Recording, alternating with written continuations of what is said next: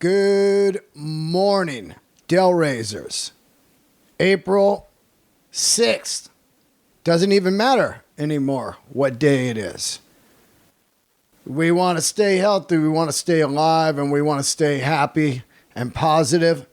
And that's what we are going to do on this intro. We're going to keep it upbeat, people. I'm here. I'm in the kitchen. That's the refrigerator in the background making noise. Doing the intro in the kitchen. I don't know why. Just want to be in a different place of the apartment than just the same two rooms of the bedroom or the living room. I'm in the kitchen today. And welcome. I hope you and your family are all safe and happy and not going crazy. Here we are. We're all dealing with this, and I'm starting to look at it as like, hey man, I'm alive. So let's enjoy ourselves. I've been reading a lot of books. I'm digging deep right now into the Bill Kreutzmann book, Deal, the drummer from the Grateful Dead, and it's really been helping me because it's been taking me on a little journey. I haven't been reading books for 30 years. I'll read one every 5 years or so, but I'm enjoying that. And yeah, here I am. And I want to say thank you to all of you for tuning in today. And I've been getting a lot of emails saying how much this podcast helped them. And believe me, it helps me also. It gives me something to do, something I've always loved to do. And I'm glad I've been doing it all these years because I have a great fan base of all of you. Okay, incredible guest today. Incredible. This is episode number 524. It was recorded about, I guess, 6 weeks ago on the last night of the Marin Tour, which was one of the greatest things in my comedy career was doing that Marin Tour. And boy, do I savor the memories now. Sitting here as I was listening to this podcast back last night, I was thinking, oh, this was the last night in upstate New York, somewhere deep in Long Island in a green room of a theater. No place I'd rather be than in a green room, just finishing comedy or about to go on and do comedy. And so it brought me back to that night, and it brought me back to the laughs that I've had in the car with Mark, eating weird food and great food all over America, and enjoying people and watching them laugh and smile. So it took me back to that, where I interviewed my guest. It was in the green room of this place, and it's Adam Dubin. Adam Dubin is responsible for a lot of films that I absolutely love and videos, starting all the way back to the beginning of his career, where he co-directed Beastie Boys' Fight for Your Right to Party. I mean, come on, you know? All the way back then. That's how long this guy's been working in the business, and it is just unbelievable. From there, he went on to also do No Sleep Till Brooklyn, and then he worked on a project that I absolutely worshipped called A Year and a Half in the Life of Metallica. It was a documentary that was shot in the studio of Metallica recording the monster behemoth known as the Black Album. And to hear his stories just on the Beastie Boys and Metallica alone, I was like, this guest is fantastic. But no. The real reason he was there was he recently directed the fantastic documentary Murder in the Front Row, which I saw about 6 months ago, and it blew my mind. Me and some friends, old Heidi the landlord, Billy Rowe, my good friend Greg, all of us went out one night to see this downtown LA. And we all left with chills in our body of how lucky we were to be around when this thrash metal scene happened. And of course, I had Thrash January, and that was just a little touch on how massive that scene was. It was massive and it was underground at the same time. It was massive and it was small. Let's put it that way. It was massive to me and my friends, but we didn't even know the rest of the world was even hearing this music. And so to relive that, to watch it on a documentary, to be able to see it a million years later and just go, God, I'm fucking lucky I was there. It's just incredible. And Adam crushed it. He crushed it, and the DVD is about to come out April 24th, one day before the king himself, Paul Bailoff's birthday. And it will be out there on DVD, and you can also you can buy some downloads. Go to Amazon.com and pre-order the DVD right now. There is 92 minutes of bonus footage. 92 minutes of bonus footage. And I can't even think of a better DVD to be watching while you're on lockdown than Murder in the Front Row. And I want to thank Adam for coming down to the gig that night, watching a little comedy, and then speaking to me. I want to thank Mark Maron for having me out on that tour, and Brian Liu for helping set this up. The great Brian Liu, who was on in January talking about the fantastic coffee table book that this film was inspired by, Murder in the Front Row. Okay, before I get into that, I do want to say that I want to thank, from the bottom of my heart, the incredible sponsor, CBD Lion. I could not think of a better sponsor to have right now, and also just sticking with me during these tough times, helping pay some bills. CBD Lion. You know, guys, I have that messed up neck. I've been using the topical CBD lotion on my neck for 3 months now. It's been fantastic. They've now got CBD patches. I can just stick it on and walk around all day, not worry about bringing the lotion. They've got the bath bombs. I've been taking some baths during the lockdown. Just chilling in the tub. Just chilling in the tub. Bath bombs, gummies. Gummies taste incredible. I snuck one. I don't eat sugar, but I snuck a gummy. Even your pet will appreciate the pet tinctures. Chill that pet out. Your pet's probably annoyed that you've been home every day. Like, when are you out of here, dude? Pet tinctures, little drops under the tongue. You're rocking it. Disposable vape pens. Shatter. All the CBD needs at CBDLion.com with a crazy 20% off right now. Discount with the code DEAN, D-E-A-N. Go to CBDLion.com. Get some stuff. It helps the podcast. It helps them, keeping them in business also. Everybody out there, man, is hurting.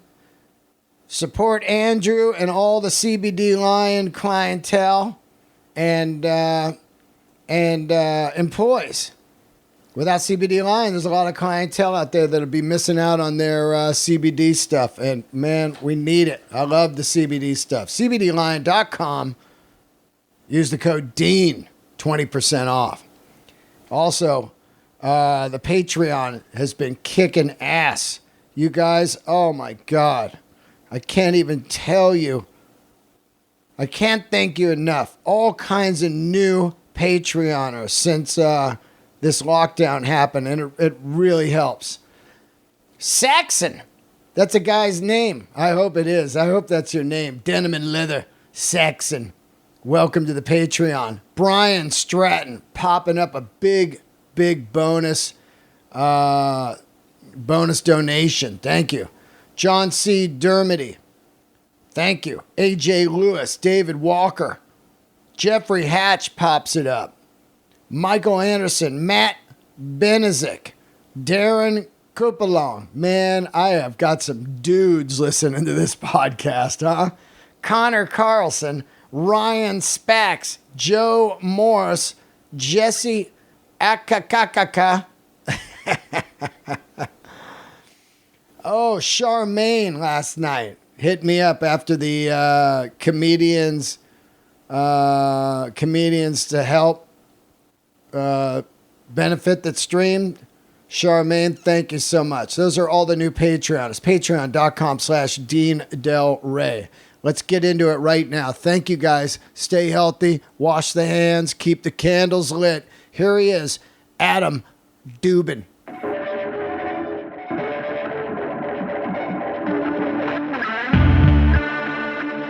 Here we are, another episode of Let There Be Talk. Let's see, all of January was dedicated to thrash metal. It was an early Bay Area thrash metal dedication, Thrash January. And a lot of that idea came from, of course, me being up in San Francisco around New Year's Eve and thinking about, like, shit, I really should do a tribute to all these bands. And then a lot of it had to do with seeing the film Murder in the Front Row. And, of course, I had Brian Liu on, and that was fantastic. But today, I have the director of the film. Introduce yourself. What's up? I'm Adam Dubin. Adam Dubin. And I actually met you at the screening of this film in Los Angeles about, I guess it was like 5-6 months ago or something. Yeah, that was one of the best screenings. That was at the Regent downtown LA, and it definitely set the record for the loudest screening that we ever had of the movie. Oh, thank God. Yeah. You know, because this film has to be screened loud. Yeah, so many questions people had when I had Brian on. And so many questions I had, which is cool because you did a Q&A. But mostly what I want to dig into before we even get into how this film was made and everything is really your past. Because as I saw you were an East Coast guy, and I was like, well, how does the East Coast guy get involved with directing this Bay Area thrash metal film? And then I started digging on you, and I was like, oh, this guy has done some shit. Mm-hmm. Early on, you were Rick Rubin's roommate in college. Yes. You ended up directing one of the classic videos, Fight for Your Right, with the Beastie Boys.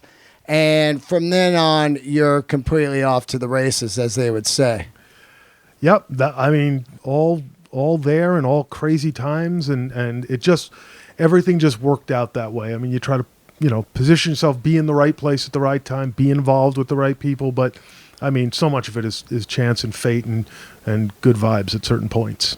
It's funny to think about Fight for Your Right to Party because I saw them 2 nights at the Stone on that tour, and they were the biggest thing on the planet out of kind of nowhere. But, I mean, now looking back, everybody realizes that are still Beastie fans, not the part-timers from that record, but they were a hardcore band, and then they start this hip-hop thing, and it fucking explodes, and then they're absolutely turn their back on that persona, which was basically kind of a frat boy kind of party hip-hop thing. And immediately put out Paul's Boutique, which is a goddamn masterpiece and one of the groundbreaking hip hop records ever of like these samples and everything that was going on. So it's wild to think here you created this video that any band would be like, okay, we're stars, let's do a Fight for Your Right too. But they were like, no, and they disappeared, actually. So was it your idea, or whose persona was it to be these guys? Did the Beasties have that actual idea? Was it Rubin? Who was it? So the story of making Fight for Your Right to Party is this. I mean, they of course exploded onto the scene, but I mean, we in New York, and I'm sure you've experienced this, something becomes very big, but you knew about it before because you were there as part of that moment. Metallica. That's a great example. Yep. Like the people who knew, they knew, like Brian Liu and the people who made, the book and everything, they knew what was going on, and then it was just their friends exploded. So same thing here. It was like I saw what an early version of the Beastie Boys, or some of them were in it, called The Young and the Useless. When what's her name was in the band? Yeah, I think so. I'm not sure if she was in the lineup of Young and the Useless, but I definitely saw early Beastie Boys. They were part of a collective. There was this is really how I got to Murder in the Front Row, was because I understood scenes. So I know I'm an East Coast guy, but and it's a West Coast story, but I understood scenes, and Brian Liu and Harold Oyman knew that I kind of understood that, and I think that's why they opened up and let me do the book and the story. So I understood scenes because I was part of this like hip hop scene, and if you knew that, which it came out of like this, parts of it came out of this hardcore scene in New York, there was a certain amount of people that were there, and you knew some of them by name, but you pretty much knew everybody by sight. It was not tons and tons of people, as I've come to understand that the Bay Area thrash scene was. Same thing. Kirk. It was probably a good 1,000 people. Right. But we're talking the entire Bay Area, so 1,000 people, right? Is not much, but that felt huge because once you start selling out the Stone, of course, Ruthie's is way smaller, but once you start selling out the Stone, it's really something else because that's like, holy shit, they're selling out the Stone. That was like, that was a premier venue, right? And so that's a next level. So we kind of knew the Beastie Boys in New York, but I mean, nobody could have predicted, that the record would explode like that. So the story of how I got to be on that video was, and I had a co-director, and he's a wonderful man. Unfortunately, passed away. His name was Rick Bonello. He was my co-director and a very good friend. He's about 10 years older than me, and he was like this guru of film. I mean, the Beastie Boys knew him. Rick Rubin knew him. We all kind of used to hang out with him and like learn. That's where we really learned about cinema. Rick Bonello was the desk like guy from midnight to 8, which is the dorm that I was in, Rick Rubin was in. And the Beastie Boys would come visit. And it was not uncommon to see 1 million people like just hanging out not at Rick's feet, but, speaking and talking about film and pop culture with him. And if a movie was on the TV, he's the kind of guy who the next guy who reminded me of Rick Bonello was somebody like Quentin Tarantino. Just all genres, all that stuff. Correct. And like an encyclopedic knowledge I of get you. So spaghetti westerns, then go to like, old documentaries, right. anything. Any genre. Yeah. So Rick Rubin at the time was directing the Run DMC movie, which would be they did Crush Groove, and so then they were going to do Tougher Than Leather. Rick Rubin was going to direct Tougher Than Leather, and he was directing it. And what happened was they released the Beastie Boys album, but before the album they released a single, Fight for Your Right to Party. And this was a very exciting time. This was like almost like you hear about this in even old like radio days, like when they would release, like when the Beatles released a record. They'd play it in a market, like let's say Detroit. They would play the record, and it would go wild in that market. And what would happen was whatever DJ like put it on at whatever hour, two things would happen. The phones would light up, and the one question was like, what is this and when are you playing it again? Maybe right. It's two questions. Old school. Yeah. And so now, was this a payola thing? Was Rick paying to get it on or Capitol or... this is before Capitol. This was on Def Jam. This was literally a Def Jam release, riding on the heels of, remember, Run DMC successful by this point. Of course. Walk This Way's come out. So maybe the world was primed a little bit for this. Right. But, I mean, let's face it. It's a great single. Fight for Your Right to Party. I mean, if you're at the right age, and as you probably were when it came out. I was dead center on that, man. You were like, oh, my God. I got to hear this again. I don't know what it is. But every party, it would go from like Judas Priest into the License to Ill record. See, and that's what Rick saw. This is Rick Rubin. Rick Rubin saw that, and he told me that probably 4 years before that record came out. he saw no difference between that. He saw no difference between a rap record and a heavy metal album, and he felt that the kids that enjoyed one could enjoy the other. So his vision was long and beyond everybody I else's. was a lot like Rick, and so were my friends. It's Right. like we go from Earth, Wind, and Fire, right. okay, to the Saturday Night Fever soundtrack, into the Scorpions, Yep. into, say, like some weird 60s hot rod stuff, you know, into anything. If it was Right. if it was a good song, that's all I cared about. And that's all I care about to this day. A lot of people will send me over bands. They'll be like, dude, if you like this, you're going to love that. And I go, that's not the same. They don't have songs. Right. So you could see it, but of course, for a whole generation raised on like traditional FM radio Right. playlists, you listen to classic rock, and they trained you. This is what classic rock is. It's from here to here and no further. And if you listen to R&B, it was this, and it was like these records and no further. And you know, certain people, maybe you had KUSF in the Bay Area. Yep. Maybe that was like, could kind of do other things. But, in major markets, there was just this very rigid FM format. Well, I also think being multicultural, the Bay Area, the melting pot, Yeah. It's, like I went to a boys club camp. It was all black. Yeah. And, they turned me on to Kraftwerk. They were doing like Kraftwerk, dude, in 77 or something. And they're up there doing the robot and stuff and popping. And then they also turned me on to stuff like GQ, Parliament, Funkadelic. Right. And then I turned them on to like AC/DC. And none of us were going, man, fuck all that. It was just like, wow, that's wild. Well, listen to this. The cool thing about Parliament is if you were into Kiss, as I know you were, and I definitely was. That was my first concert. Kiss was a short trip to Parliament from there. If you could like Kiss. It's unreal what I still cannot believe that Parliament, George Clinton, Funkadelic, all that is not way bigger than it is. It had its second wave when Snoop Dogg was rolling and all that. But when you watch how big they were, when Metallica plays Day on the Green, we talk about Day on the Green. Sure. It's the most iconic day of all time for Metallica. Right. But Funkadelic played a funk Day on the Green.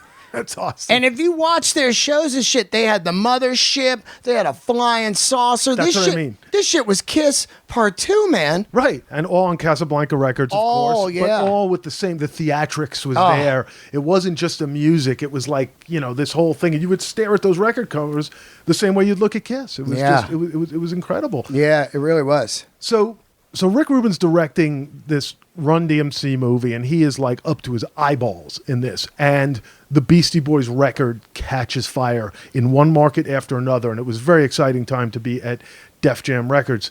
And like you would go down to the office to do something. And I was at that point out of school, but kind of working for Rubin and whatever he was doing and working at Def Jam and working And for Glenn Def Friedman Pictures. was around during this. I had Glenn on. Yep. Glenn was right there. That guy's an absolute god to me. He's a legend in what he's a god. done. I love him. And thank God guys like that were around to document with his photography and thank what God, he did. Dude. Those are some of the most beautiful snapshots of history on the planet. Amazing to me. And by the way, when we get to Murder in the Front Row, I can say that absolutely one of the guiding things for our movie Murder in the Front Row was Dogtown and Z-Boys. Masterpiece. Which is incredible. And I'm not a skate guy. I never skated, but that movie made me, want to follow it and love those skate kids. And of course, Glenn's photography is so much a part of it, what makes it great. It's weird when you look at Glenn's photography, and I think about you living with Rubin and stuff. It's so wild. I think Rubin, to me, is one of the greatest music icons of all time. Rubin was a guy that no matter what he put out, I just bought it. Yeah. Because I trusted him. There was a long period of time. But you're in this nucleus. When you guys are living together and stuff, are you just watching this thing start to just explode? Like, I mean, it's super organic. Nobody's doing what's going on, and all of a sudden Rubin is exploding. So you're there too. Just we lived together for 1 year. That was my first year. It was his sophomore year. in that first year, I would sit and talk to him, and all his theories were already like kind of coming together, but he was learning. But he had not as yet put out a hip hop record, though it was clearly like on the horizon. Yeah. But he had put out punk records. But what he did have, what's interesting, he put out a punk record of his band called Hose, which was like a very dirge-like thing. You would know if I say Flipper. It was like Flipper, yeah. Well, he signed Flipper later. That was way later. Yeah, but he was so into Flipper. Right. So it was like hardcore, but like slowed down hardcore. It wasn't like the very fast stuff. Yeah, like Melvin's. Yeah, exactly. Yeah. So he would do this. But what he did have was he shows me the record that he put out, and there it is, the iconic logos already coming together. Yeah. The Def Jam, the idea, and all that stuff. He hasn't done a hip-hop record yet. So he was a guy who definitely understood and, very, very, like, interesting vision. I mean, he already had all that. He didn't take anything for granted. He would always explore new things. And so after that, he continued to live in the dorm, different roommates and stuff like that. But we continued to be friends, Right. and I would go over his room all the time. I mean, at a certain point, I was interning for him. I think Rapper's Delight had to be the ultimate open up for every white guy out there. For some reason, that was a massive crossover hit. Mm-hmm. And I think that really introduced a lot of people into that New York flavor of, whoa, what is this? The people and made you seek out other stuff, Grandmaster Flash, all this stuff, the early New York stuff. And all of that shit was amazing, just like Murder in the Front Row. Right. The fashion that came with it, the glasses, the sneaker culture, the sweatsuits, the chains, everything, all the early on, man, the swagger is unbelievable. So do you think that Rapper's Delight had a lot to do with Rick, or was he going out and seeing, because was hip-hop live back then in New York City? Could you go see live hip-hop? Yeah, that was the thing about Rick. So Rapper's Delight, when it came out, and I think that's 79, 80, it was also viewed very much as like a one-off, one of those one-hit wonders, as later the Beastie Boys were for a time. But you could see live hip hop. I went with Ruben, and he took me to. We saw at that time his favorite group was a group called the Treacherous Three. Oh yeah, and I've heard him talk about this many times. What in a way frustrated him was you'd go to this club, it would be live as anything. I mean, it was right in your face, and the rapping was spot on, and the energy was incredible. And then you'd hear the record, and the record wouldn't reflect that. And probably the first record where we all felt that, like, okay, this reflects the nature of it, was the Run DMC record. Right. And that came out when that first one with Sucker MCs came out. Yeah. And it was like, and it's like that. And it was like, oh my God, it's so stark. It's just the beats and these two guys, but they are bringing it. And it sounded almost like they were rapping, in a club or something. And I remember when Rick came home with that record, he used to go to this record exchange up in Times Square, and he'd come back and he was like, yo, this the shit. You got to hear this. And he played, it was on the turntable forever after. Yeah, because Rapper's Delight was kind of off of, Saturday Night Fever. Yes. We've got this kind of slick, almost like we're out here in Long Island right now, almost kind of this. It was still sort of disco. It was disco. It was just 100%. disco influenced with guys talking over disco, but it wasn't hip hop the way it was being practiced. No, it's not street hip hop, but it was cool. And, it was. And it's a perfect example of a great song. Monster fucking hooks. Yeah. Monster hooks. Different dudes singing each verse, all that. So it was kind of the blueprint of getting people's minds behind of like, oh, I know what this is. If you're just a rocker or a guy that's a part-time music fan, you're like, oh yeah, I like Rapper's Delight. You could actually wrap yourself around what was about to come. Right, but it still didn't start like a whole movement. Like 6 months later, there wasn't another one, at that level. Yeah. And so it was still kind of this underground thing. And so we were in New York, and we're going and seeing this underground thing. And again, Ruben, ahead of all of us, understood that really what hip-hop was and rap at that early time was really punk. What punk had been at a different time. It was do-it-yourself.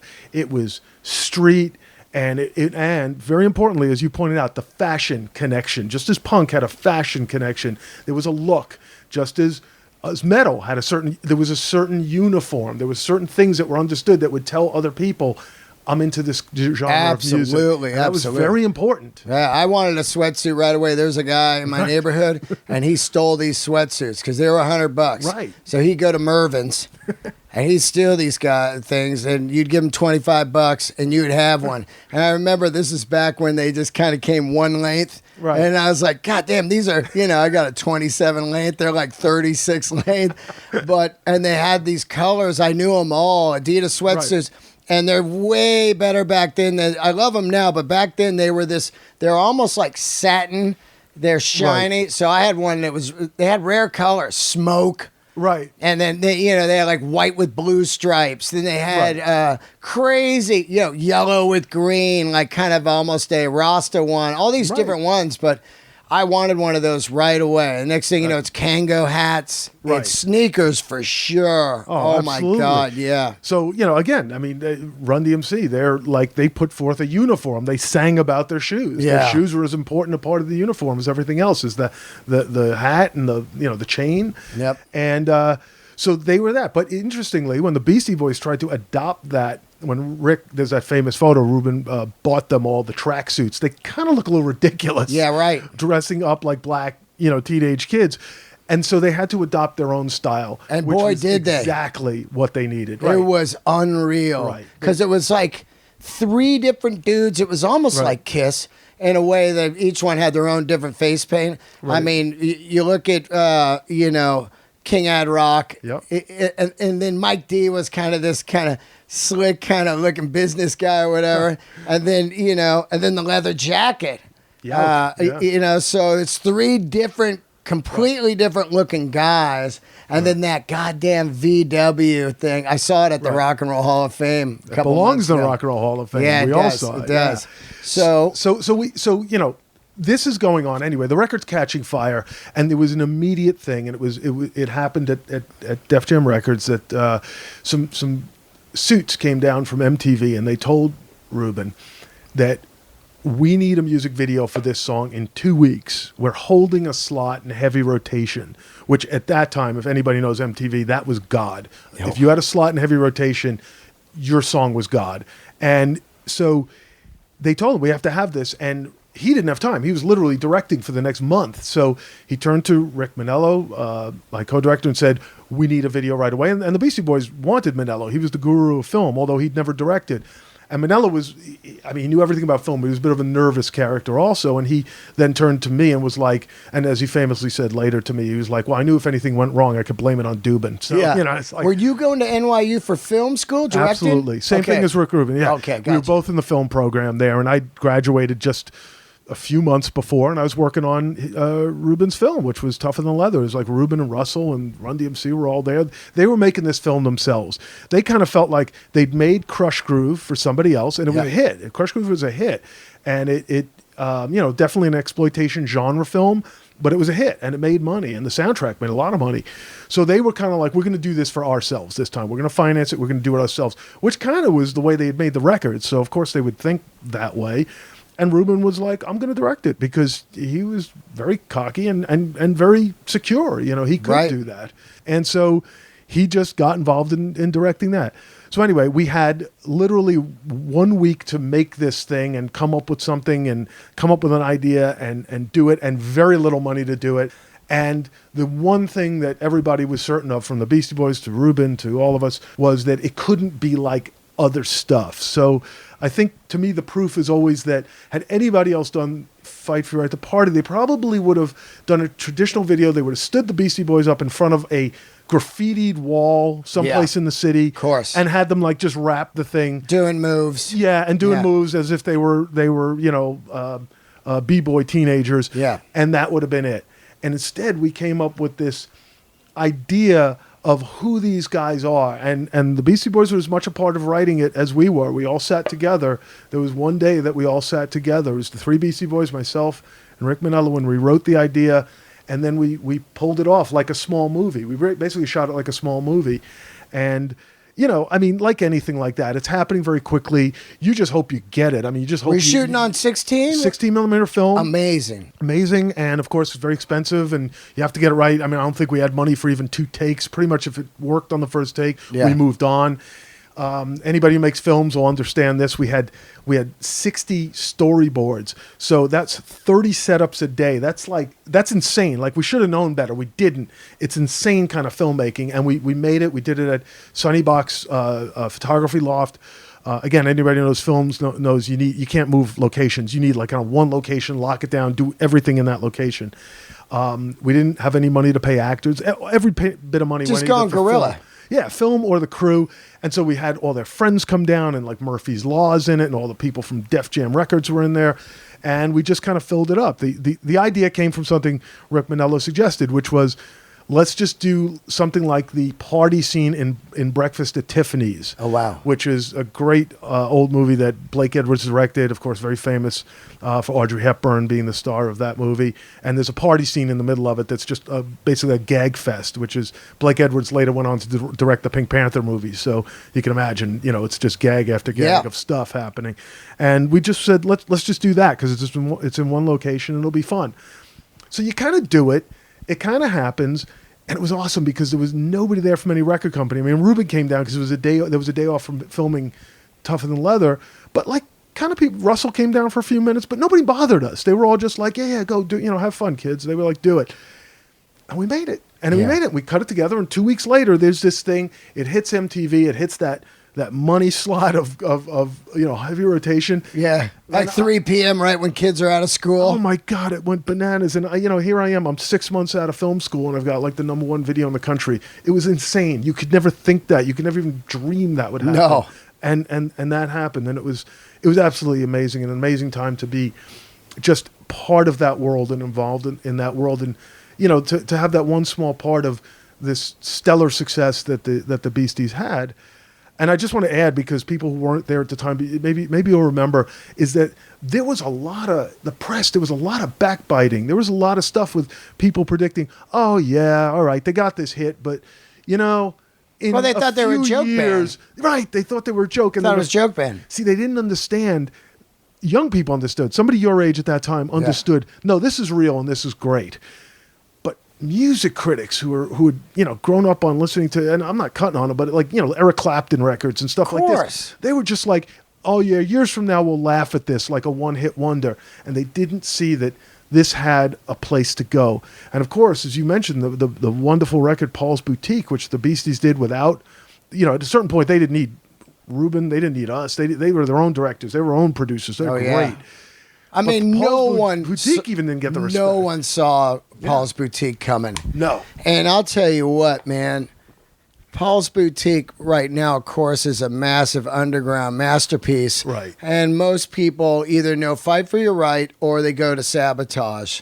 Right. The part-timers.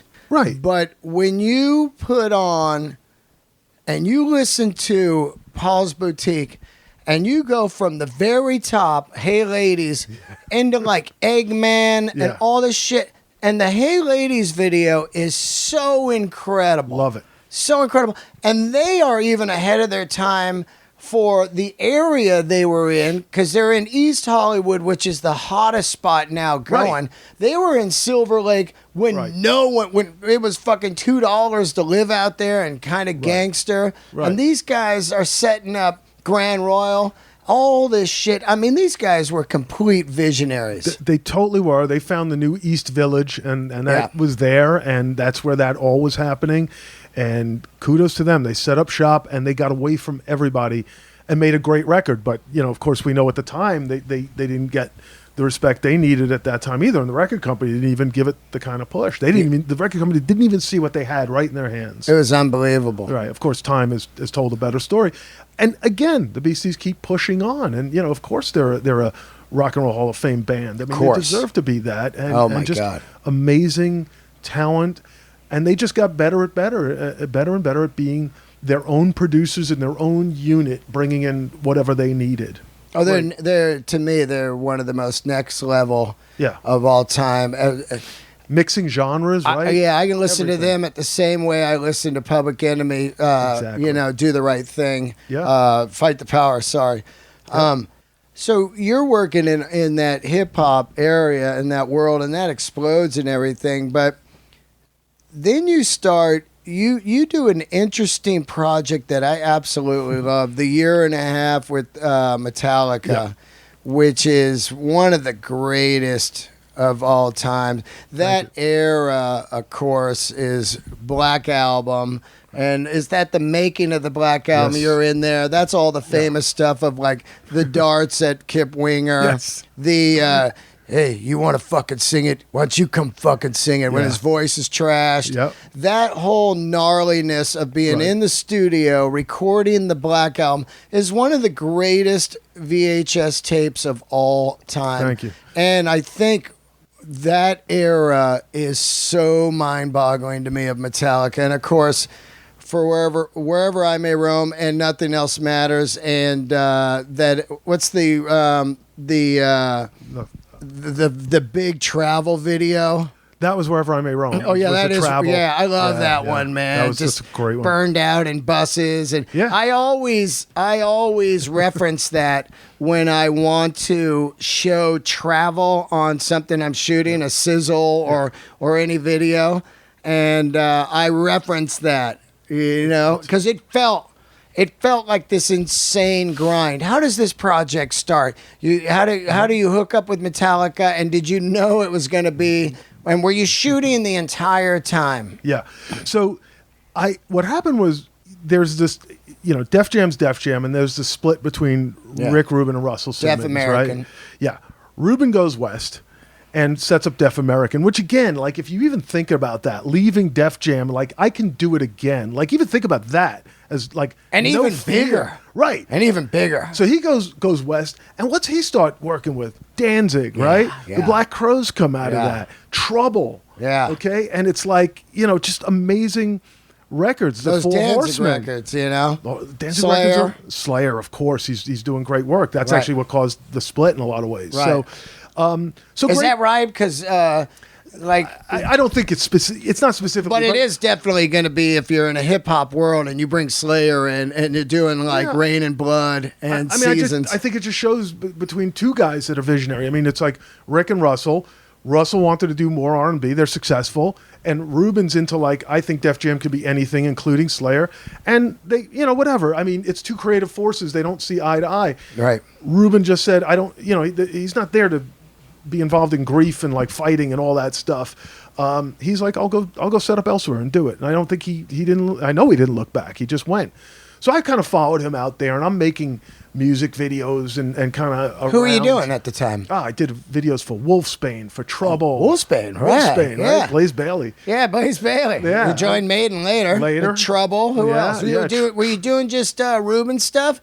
Danzig? Any Danzig? I did some other stuff. I did a band called Warrior Soul, which I know was Warrior on Soul. Geffen. Yeah, cool What's band. name? Gilby? That's Corey Clark. Corey Clark, Corey yeah. Clark's the main man there, and so I was just kind of working the heavy metal side of the street, and having a great time. I mean, it was you think about the late '80s, kind of a cool time to be around LA, And good money too for Yeah, video shoots yeah. back then. They were And- having budgets. Yeah, and we were working and we were doing stuff. So I'm kind of working. I never actually directed a music video for Danzig, but I worked on a whole bunch of them. And my co-director Rick Manello directed a couple of them. He directed most famously the Mother music video from that first Danzig record. Great. And so on and I'm just kind of working in this metal environment. And then I had hooked up with a company called Propaganda Films, and Propaganda Films at that time was the music video house. They also made some features, but they were the place where all the biggest directors worked. I was the little guy in the shop, but I mean there was guys like David Fincher was working there. He was making those rock yeah, videos. and he was back then. making the big videos. He would do the I think he did the $1 Million incredible Madonna. Wallflowers video. The one with he would all do the that fucking- stuff. And Nigel Dick's working there, and he's directing all the gun stuff. Like Sweet Child of Mine. So there's great directors, and I got to be in the same shop and watch them as they kind of went through their stuff. So I'm like I'm the little guy there in that shop, and a call comes in. Or an idea develops about maybe shooting Metallica in the studio. Maybe it's documented. Nobody even knows.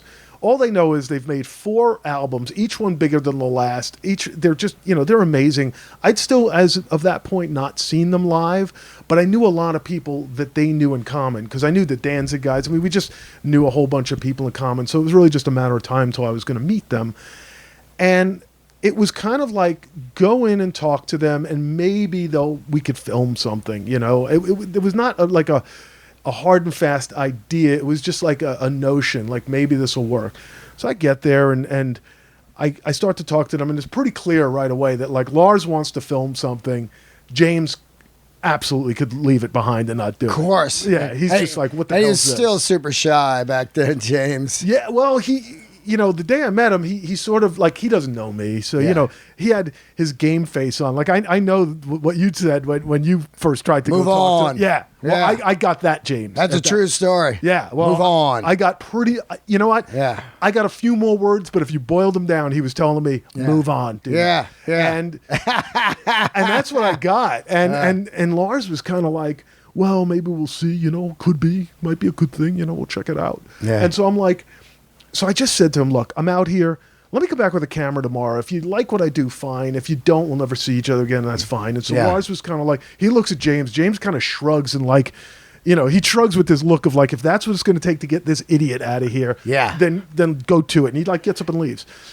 I come back the next day with a camera.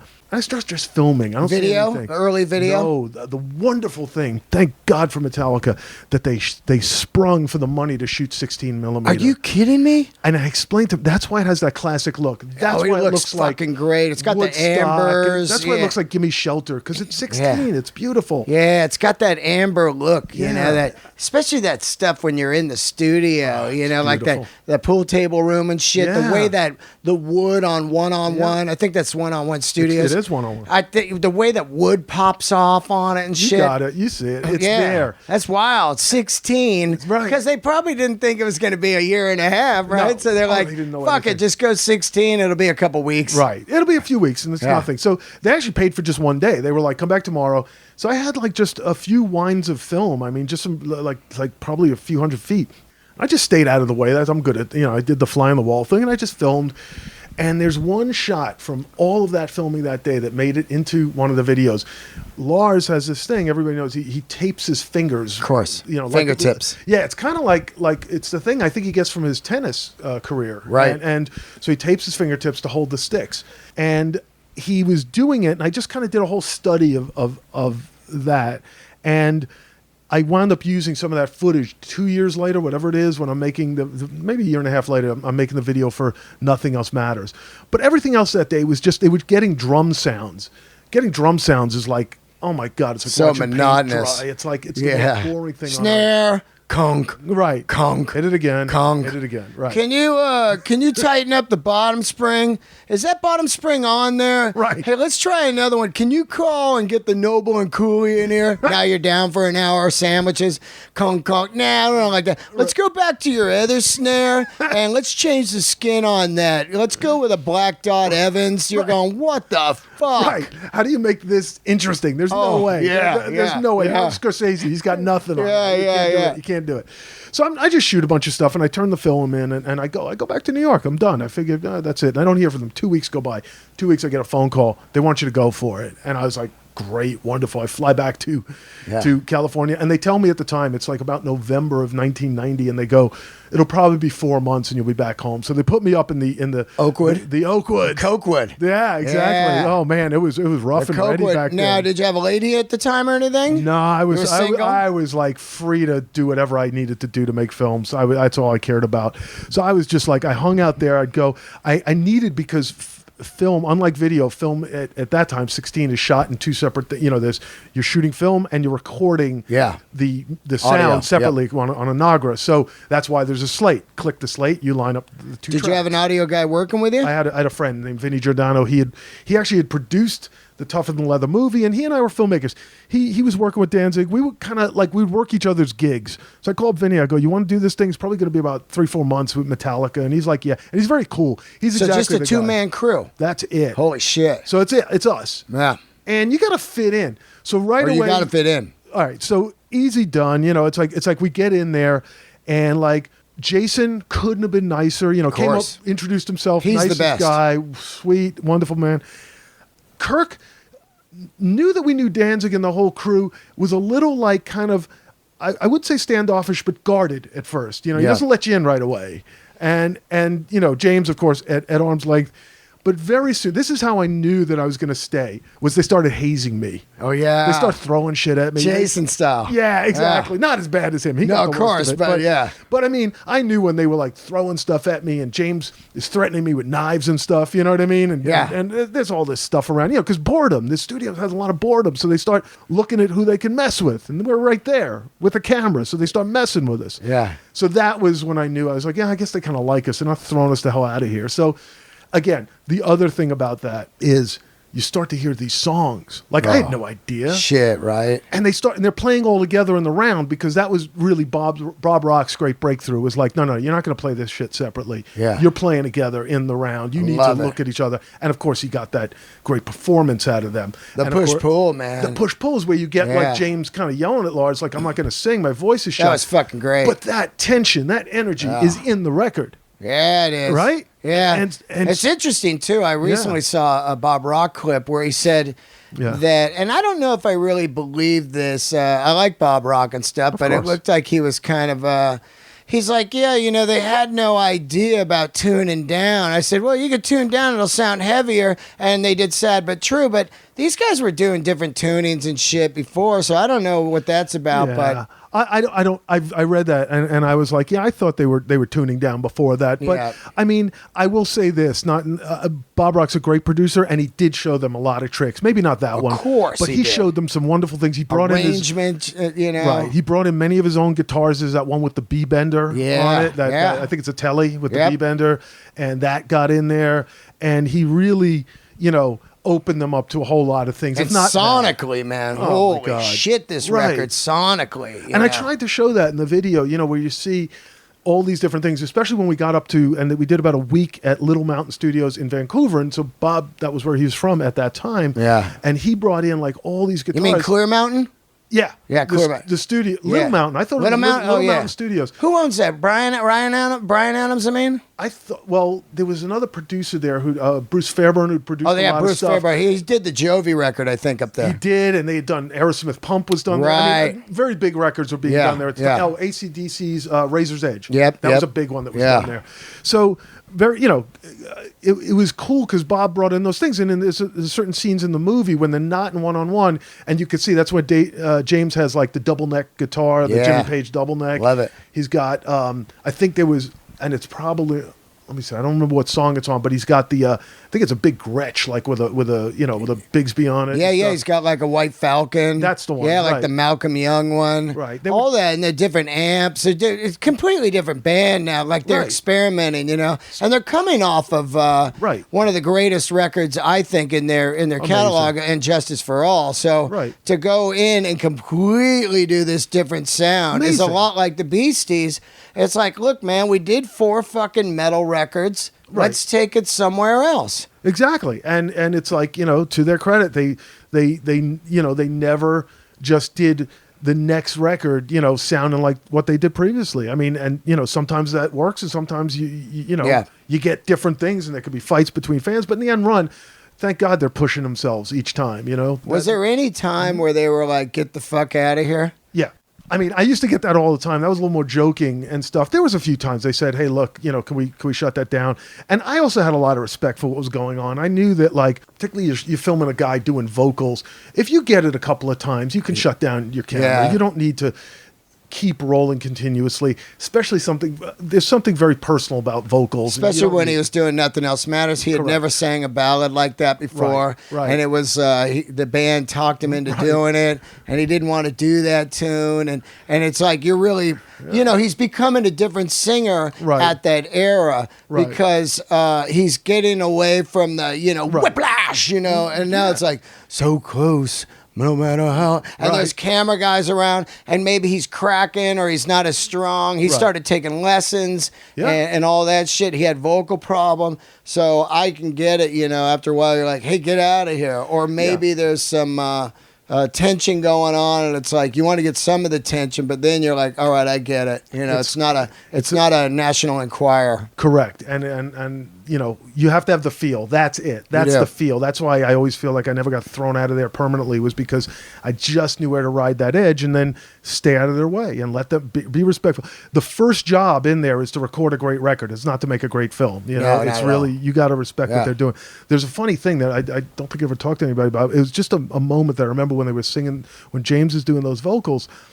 He would do, so here's Bob Rock, who'd worked with amazing like vocalists, he'd already worked with Bon Jovi and people that really like that 80s stuff, do where they that. could sing Yeah, the shit. exactly. I think he And did the Cult. Did he do the Cult? Yeah, Sonic. He did the Cult. Sonic, Right. yeah. So unlike all those singers won't eat for maybe hours before they've got to do a vocal, especially something that's like maybe something a little quieter type of vocal.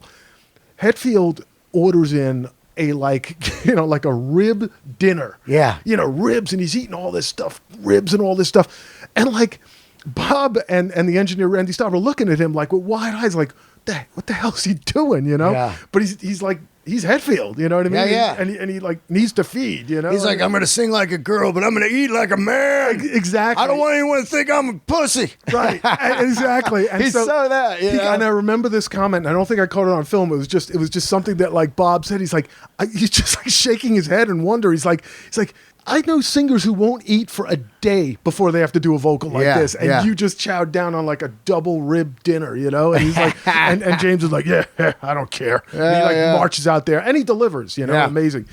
So it was like a really, it was a great time. You don't know that lightning's going to strike. You're just there and you document. Yeah.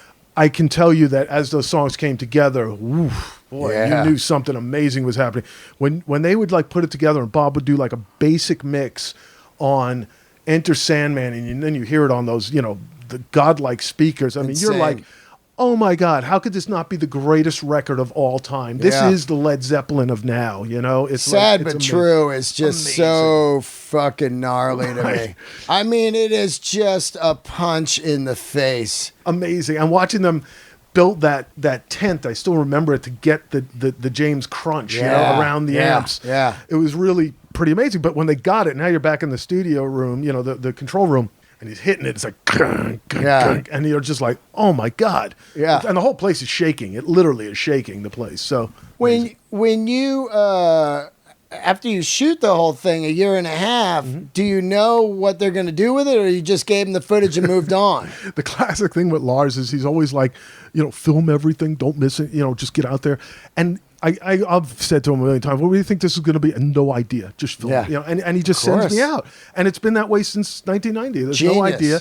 But as it comes together, they start to, I mean, the other part of this is Q Prime Management is a great management company, very creative people. And if there's suddenly all this film, well, damn right, those guys are going to figure out how to do something with it. Right. I always take one of the most amazing things is I've had people over the years tell me that watching that film was how they learned how a record is produced. Oh, yeah. And it's made. It was also their own version of a deluxe behind the music. Yes. Because that was red hot on MTV at the time. Absolutely. And those were those goddamn formula things of just like, they were big.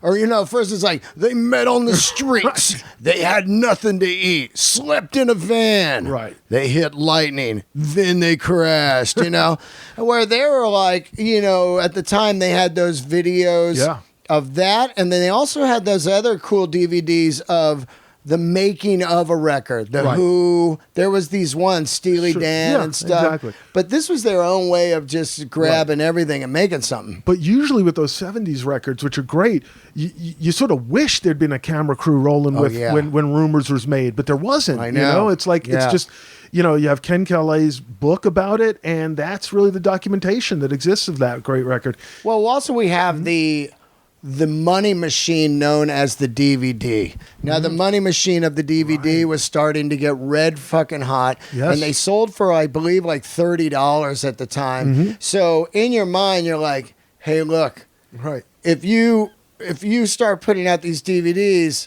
man, they're going to sell like crazy. And this is pre-YouTube and everything, where you couldn't just watch. You had to buy this shit, bring it home, and watch it on a DVD player. Right. Well, the first thing that came out was VHS. We Right. did two large. It was like you could buy them individually, or you could buy the box set. I remember it was the double part 1 and part 2, Yep. right? And that came out. That was one of the biggest selling VHSs ever because it was right in the back of the great album, of course. Right.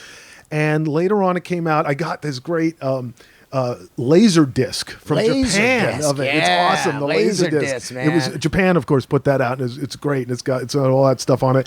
And then a few years later, of course, the DVD. Of came course, out. but what I'm saying is, Yeah. like, you know, once the DVD, Absolutely. people are like, oh man, start shooting everything. That's why everything's shot now. you Now, know? yeah. Shoot everything. Right. Well, I mean, DVDs are dead now, but there was the time where you would shoot everything and there would be a bonus of the record. Right. You get the DVD and the CD, and Right. it's just whatever it was. Right. After you shoot all that, after that, do you just continue to work for Metallica forever? Well, you know, if only it was they.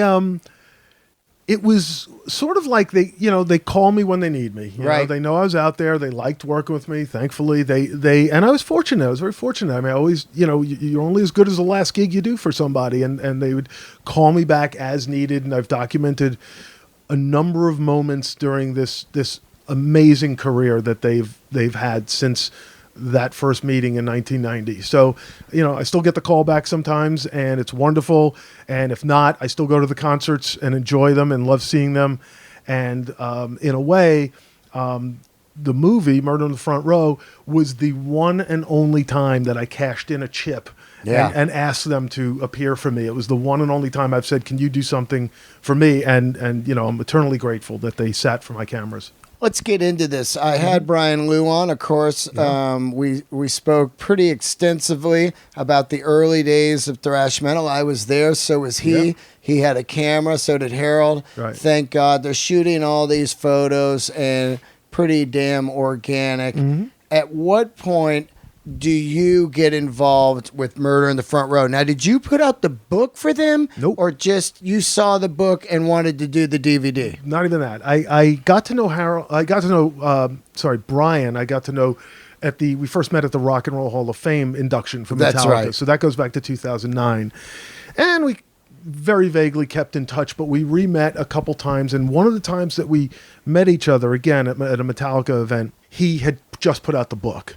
And so he gave me a copy. It's actually this copy that's sitting here with his inscription in it. I hope you enjoy my misspent years. Yours looks like mine, man. Mint. I like to keep my shit clean. I try. I've used this one. I have a few copies. Yeah.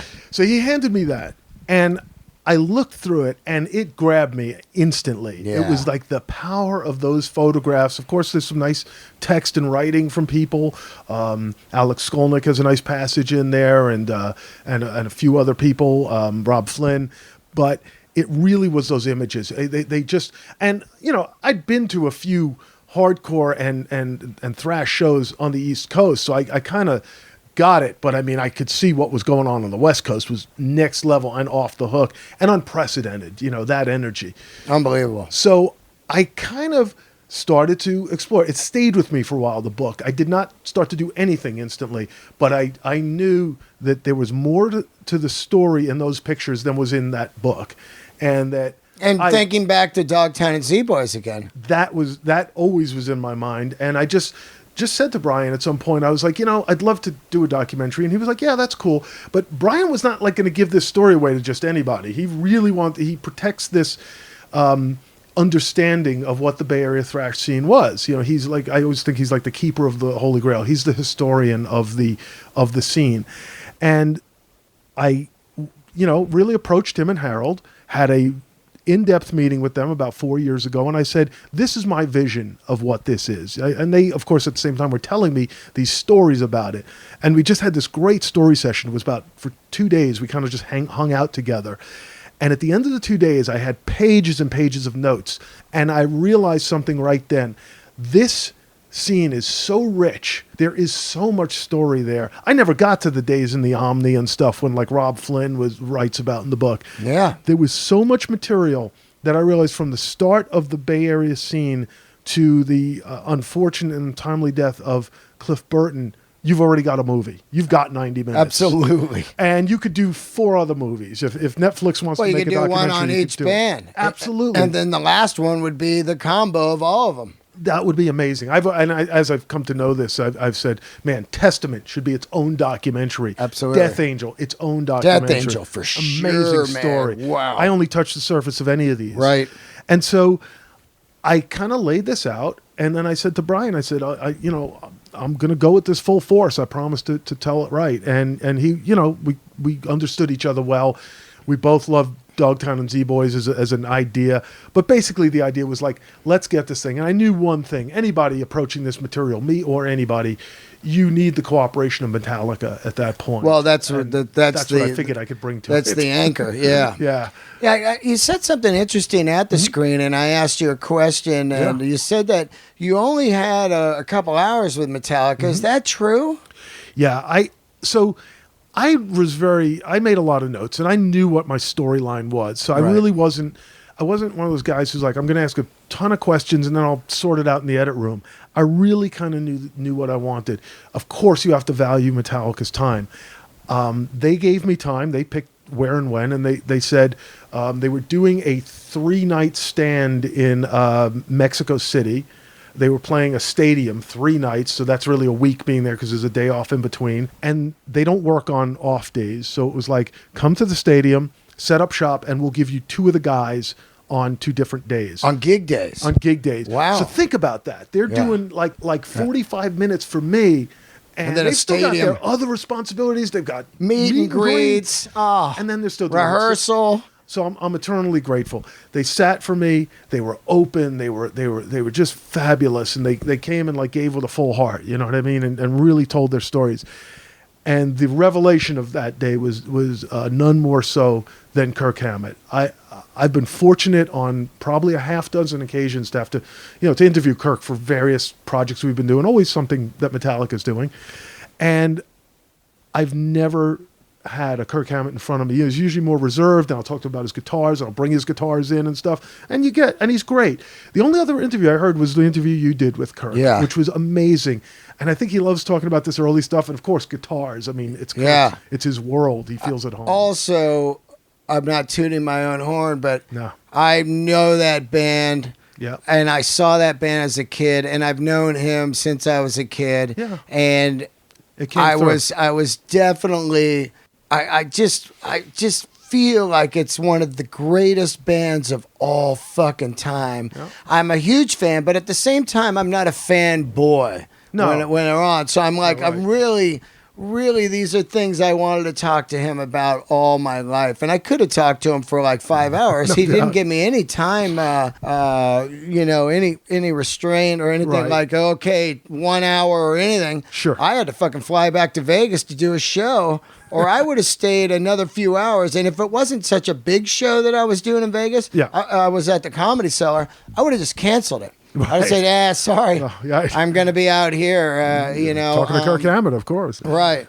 But the thing that about Murder in the Front Row to me was it really captured the heart. There was a couple times that brought kind of tears to my eyes, especially a lot of the Bailoff stuff. And what I really loved about the film, and I talked to Kirk Hammett about it, was it really gave Kirk Hammett this glory that I felt he deserved, man. And I didn't even know that he was the guy that taught Gary Holt how to play guitar. Amazing. I didn't know he was the guy that was showing these guys Maiden and Saxon and all that. I had no idea that he was the neighborhood blueprint of that. Right. And it's really great to give this guy glory.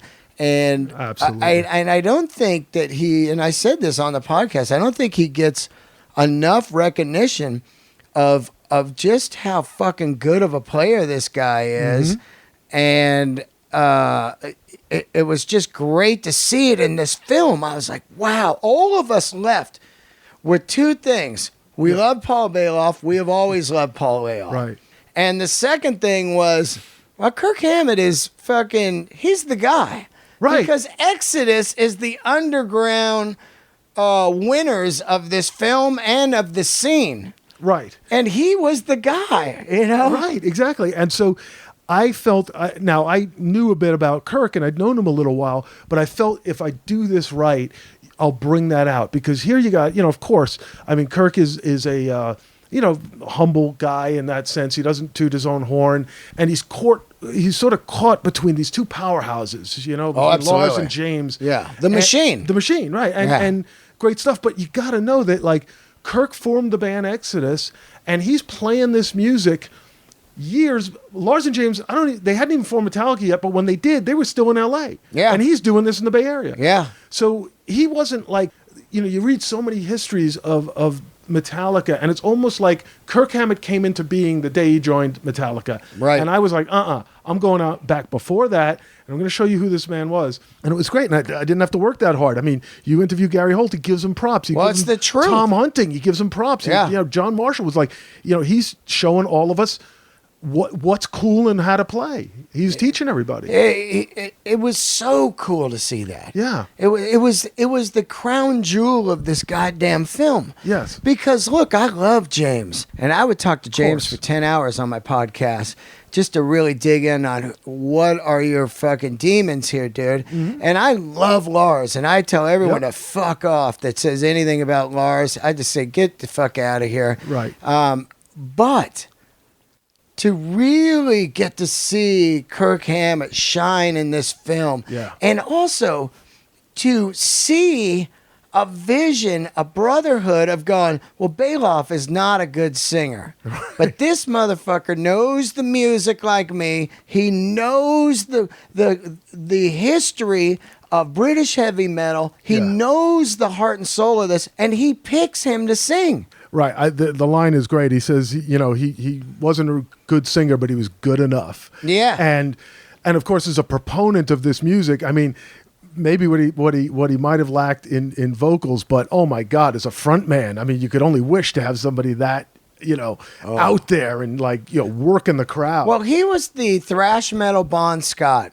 Yeah. And not in a vocal way, but in a personality way. Yeah. When that guy came on, you're like, oh, and he's what Henry Rollins describes, a great front man is someone you see up there and you go, oh, he couldn't do anything else. He would be dead. Exactly. Or he's doing this. Right. That's like Iggy Pop or Steven Tyler. Yep. It's like, Bon Scott. This is Bon Scott. They must be doing that. Yep. They couldn't do it otherwise. And it's so fucking pure. Right. It's impossible to find any phoniness in that. Right. And that's what, and Kirk Hammett, another fucking genius move of being able to see that. And also just realizing this is a brother here and we're going to have a band, Right. And then stepping into Metallica, into Dave Mustaine's shoes and just taking it going, yeah, this is nothing. I've been playing speed metal, thrash metal for years. Right. I mean, it's kind of amazing. That comment that Kirk said in the movie, I had never heard him say that before. When he says the thing of like, there he is watching Metallica, because it was one of those shows where Exodus opened for Metallica with Mustaine in it. And Kirk just said, this band is great. They'd be so much better with me. I love that. And I remember when that happened, and I was in the interview, and Brian Luke came down to Mexico City with me, and I shot a look over to him, and he was like, wide-eyed. He's like, oh my God, he'd never heard that either. So there's Kirk, and it's like, who even knows how the hand of fate works that like a month or two later, he's in that band. Yeah, and that's another good thing too to see, because I talked about the Bay Area had all these great players, and there would be a band always you'd be like, this band's terrible. It's the same. Look at Cliff Burton. So Trauma's not terrible, but you're like, this guy, the guy. And then look at this guy, and some of those guys didn't ever get into a lightning situation of lightning in the bottle. Right. You get 4 guys, or even if you get 3 of the guys and one's kind of weak, you can fucking go. Right. I just saw there's one of the guys in the movie, Craig Bearhurst, and I went and saw I saw his cover band, The Butlers, a few months ago. they were killer, and of course they were killer because every one of the guys in there was like a Bay Area musician. Yeah, and They're they understood killers. that we've been playing that music and listened to it all our lives. It was the best cover band. So Yeah. you know, Billy's in that, Billy Rowe, and he plays the AC/DC tribute I do every year. Great players. So again, somebody said like, I don't know what's in the water in the Bay Area, but man, it's like, you know, producing just killer musicians continuously. Well, it was pre-internet. Yeah. And if you look at your film, Yeah. which you tell another story other Yeah. than thrash metal, you tell how this thing, and it really struck a chord with me. Yes. Poor white people. Yeah. And that's what I grew up poor, you know, government cheese, Sure. food stamps and shit. Yeah, we were white, but we had no fucking money. And Right. that area of El Cerrito, Yeah. and I was telling Kirk Hammett, Pinot, he's like, well, not Pinot, you know, but El Cerrito, Right. Fremont, Yeah. Hayward, that was this blue collar and even lower white area. Right. And San Francisco was blue collar in the 70s and 80s. Every rich people wanted to live in Mill Valley and Walnut Creek. They weren't course. living in the city or El No. Sobrante. Right. So you told a story also of like, well, that's why these guys are good. They had nothing. They wanted to get the fuck out. And I love it. It's like there was nothing to lose. Nothing to lose. You know, I always say, look, if these musicians are that great, if they wanted to make money, they'd have been playing a different kind of music. They should certainly have played something that makes more money. Well, they'd be playing Bon Jovi music, Right. or at the time, what you know, that Bon Right. Jovi wasn't out yet. That you know, Something radio friendly, Yeah, something that right. you could earn a living Right. at. These guys, they turned their back on all of it, and they went and played what they loved. And because Yeah. they loved it, they put everything into it, and we have thrash metal. Let me ask you a question on this. The thing I think that most I got from having Brian Lew on, and it was the question I had over and over, was everybody's like, how do we fucking see this thing? Now, you make this movie. Yeah. You've got Metallica in it. Yeah. I've seen lesser films on the documentary era of Netflix. I'm talking lesser films. And I'm like, this is a no-brainer if I'm the head of Netflix. Oh, all I see is Metallica. Let's do this. What happens when you start to shop this film around? So amazingly, the experience that we had once the film was completed was kind of what the experience of thrash was, which is a lot of people like, oh, that's thrash metal. Well, you know, we don't, you know, it's like they just lean away. And then a few people really love it. Some of the people who are thrash metal fans grew up to be theater programmers at movie theaters. So I had always made the documentary so that somebody, of course, thrash metal people will love it, but I wanted it to be like Dogtown, to be a movie that... Or that if band called Death. That's a great documentary, right. too. If you weren't a fan of this music, you would still be a fan, and you'd still be interested in this storyline. These young people built Finding something. Sugarman. Yeah. All that- these ones, like, say those- you're not into the genre of music. It doesn't matter about the It's music. the story. So we come out with this, and right away, people, you know, a lot of we didn't get, you know, no distributor broke our door down. Nobody. We had this great announcement in Rolling Stone. We got a lot of attention. But the people who did lean in were some theater owners. So we were like, all right, we'll do a theater run. No distributor picked us up. We're like, great, we'll put it out Did ourselves. you go to Netflix? Did you go to Hulu? We've gone, All right. and it's like we got nowhere. So I'm like, no problem. Again, I think it's the thrash metal thing. Yeah, I know. I think like you. It's like at the very least, it's got Metallica in it, and This that's, makes my head pop up. Right, so I'm just it like- took me a year to see it. I think they'll come to us later. Well, we're just about at the year mark. The Right. movie debuted April 20th of 2019 at the Kabuki Theater, Yeah, as it so should, great. and followed by a Metal Allegiance show at the Fillmore, which was great with Smoking. an Exodus set, So Exodus great. plan, and you know, then we had this great theater run. You know, thank God, I'm going to give them some props. But the Alamo Drafthouse I heard chain, about that. the independent chain of cinemas, they got it.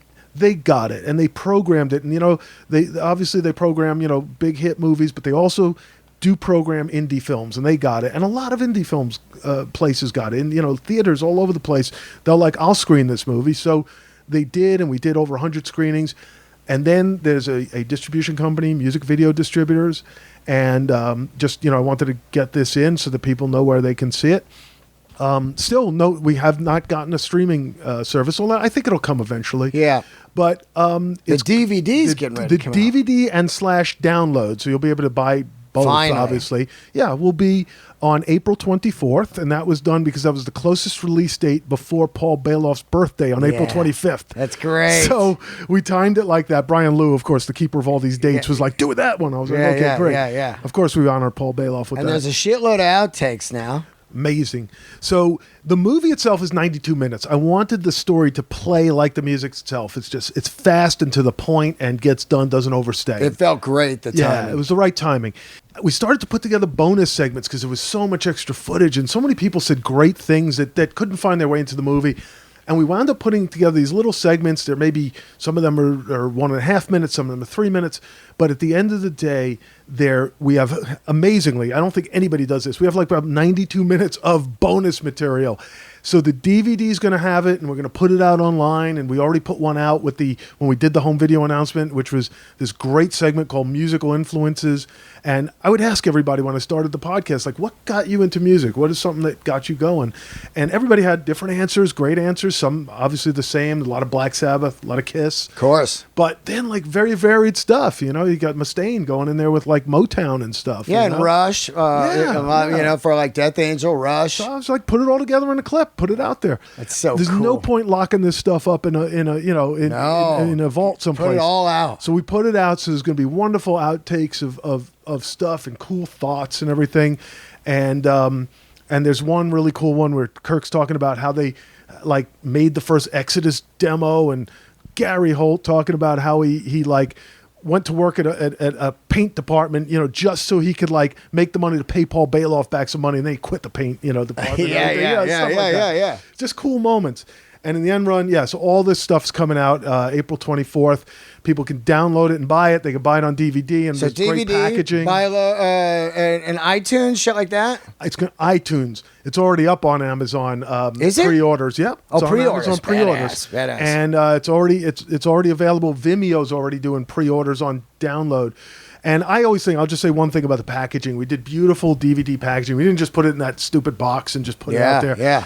And when we put some posters in there, we had great posters.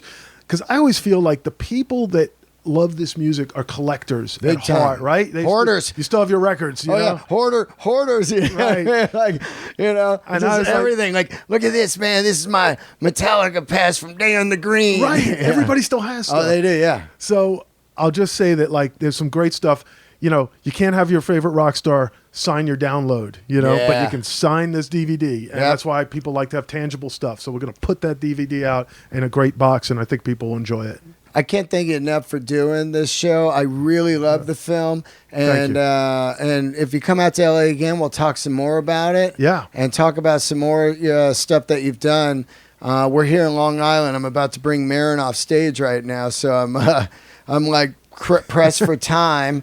But we got the website, right? Yeah, that's MITFR, Mitfer, murderontherfrontrow.com, and The go get 'em. Instagram is Murder in the Front Row. It's all. They can find all of it. Yeah, just yeah. knock it out. Thank you, Dean. Thank you so much. Oh man, you love the music. I and I love that. I tell you that year in the life of year and a half of Metallica is one of my favorite. I want to ask you one last question. Once you shot all that Metallica long shit, were you in charge of putting it together, or did somebody else? Oh, you No, put I the whole. edited all of it. Wow, that's fucking It great. was 2 years in the life of Adam Dubin. It was a long Wow, time. man, wow. So yeah, All right. it's great. Well, thanks for the shirt. Is the merch on the website? There's merch. You can get it on Amazon also. Yeah, these Did shirts. Craig there's- makes the shirts? Craig Bearhorse? No, he didn't do these. I had a guy, and the posters are available.